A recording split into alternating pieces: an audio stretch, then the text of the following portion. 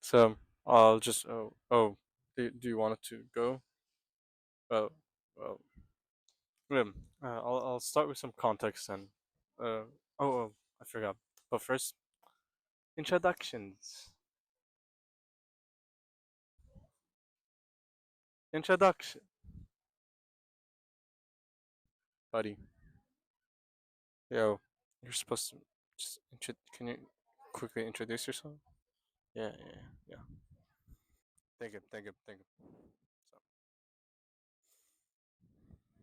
alright, so I was born in Turkey. I've lived my whole life in Turkey. It's between Asia and Europe, somewhere in the Middle East. It's like right here. Yeah. So throughout my childhood, I've lived in Turkey. So which means I can speak Turkish fluently. Obviously, I made a lot of great friends, a lot of close friendships in Turkey, but which I don't remember keeping any pictures. Huh? What's this thing? You sure? Oh yeah, that's me and my friends from Turkey. Yeah, obviously. Then we moved to the US in 2018, which was really difficult for me to adjust. Or video games, meaning that I did not speak one word throughout middle school.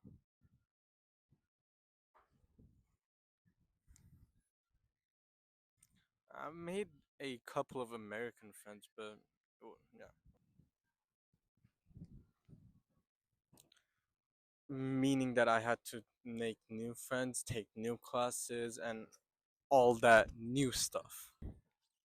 Shush. Let me continue.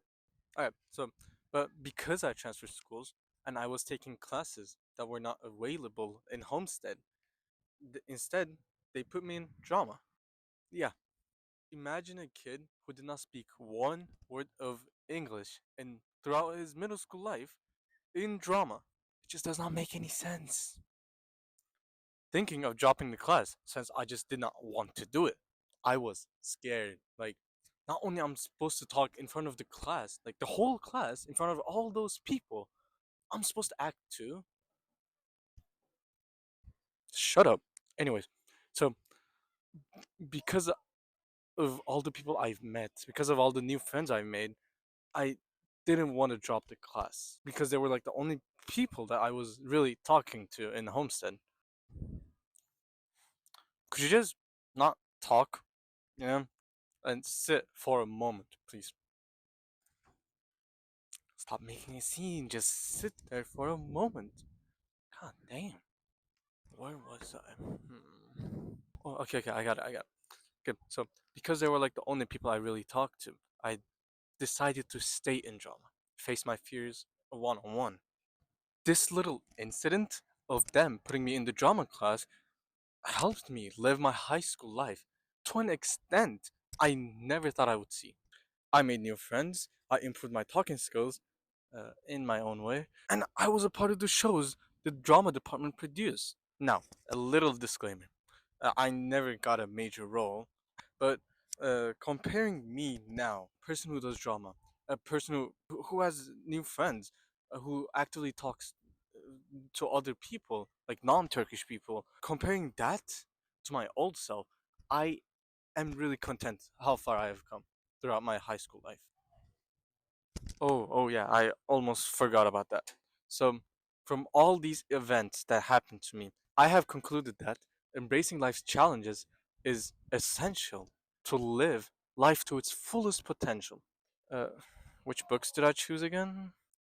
Crime and Punishment by Fyodor Dostoevsky and The Namesake by Yumpa Lahiri. From Crime and Punishment, I highly recommend it. By the way, it's a really good book. I took Raskolnikov's life as an example.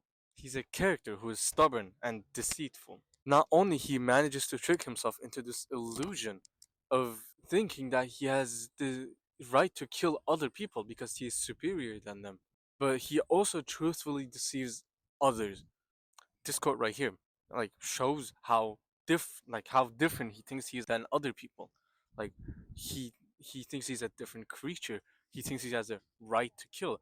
And Sanya's reaction is what all of our reaction is, because he's as human as we are. He's not different than us. There are some other quotes here that like also show his perspective on this and his like aftermath too, like right here. And this one is like the like his excuse. Instead of facing punishment for his action, Raskolnikov tries to make it so that he's the one who's in the right in this situation. Like he has the right to kill this woman. He makes excuses like allow Sanya, allow some harmful creature. At the end of the book, he realizes his mistakes, but it's already too late for him. He has been caught. He has wasted his whole life and tortured himself because he kept coming up with reasons and excuses to invalidate this murder in his own mind. When he's ready to face those challenges, he has already wasted his life with that torment. Oh, I almost forgot. From the namesake, I chose Gogol's challenge to find his self identity, his challenge to connect with his own culture. We all know Gogol is a character who struggles with self identity. He kept distancing himself from his culture too, making him ignore his problem instead of facing it to accept a way to connect with his own culture. But what's done is done. Because of his ignorance of his own culture, he has to live with this regret for his whole life. This regret of Ashok not being able to see the son he's going to become. This quote, we can see that he feels that regret to his core self. This is a regret that will haunt him forever. And from this quote, we can say that he finally understands what his parents went through. He finally knows what they gave up. How even after they came to US, even when their parents died in India, there was nothing they could do. They couldn't go back because of them. He finally understands this duty of the culture that bestows upon them. And he also mentions the Bengali son duty when one's parents die. He adapts that too to honor his father. Finally, what I would like to end it with is have enough courage to face your fears and challenges. Because at the end of the day, do you really want to be that guy in 10 years who looks back and says, I wish I did this? I wish I did that. 10 years from now, you will be more disappointed in things you didn't do than the things you did do. Now, some of you may realize I'm not a person who talks every second of the day. In fact, I think I barely talk in this class. The reason for that is I struggle making conversation with people whom I don't know personally or from my other classes. I can't keep the conversation going. I get stuck. Then this awkward silence happens, which I would rather not just get into in the first place by not engaging in any conversation. Now, is that a good thing? I come up here, talk about facing the struggles of life in oneself, and yet here I am right now talking about how I barely talk in class. Well, it also depends on perspective too, because a small achievement might not seem big at first, but maybe that is a catalyst someone needs to improve themselves. For the longest time of my life, I never spoke English. I just did not because I did not want to embarrass myself. I would always find a way to not talk. So for projects like this, I would find a way to not come to the class on the day of the presentation.